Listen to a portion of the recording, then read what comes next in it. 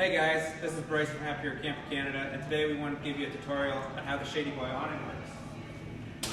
Here we have this all aluminum and graphite full awning. It's super minimal, doesn't affect the look or the shape of the trailer or any camper you were to put it on in general. So these are the poles. They're a graphite composite pole, and they just plug in place, nice and simple. So these two longer ones would go on the ends that face out on about a 45-degree angle. This one here would be the center, also just plug and play. And then two short ones with the little rubber stoppers go on the ends.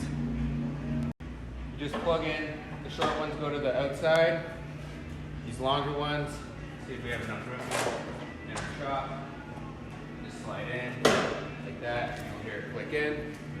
And you just repeat the same to the front and on the other side.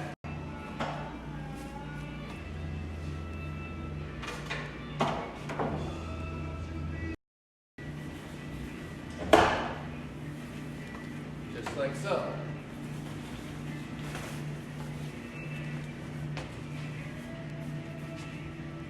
There is two little clips up at the top that will fold over, and that is the reflective that I'm referring to.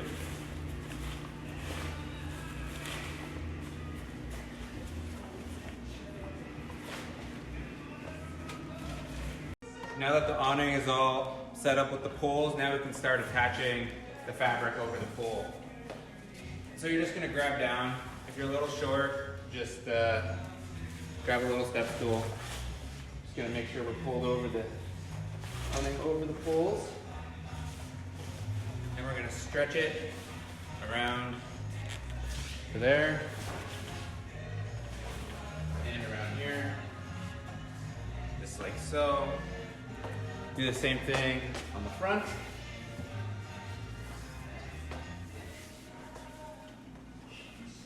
There we go, the other side first, my bad.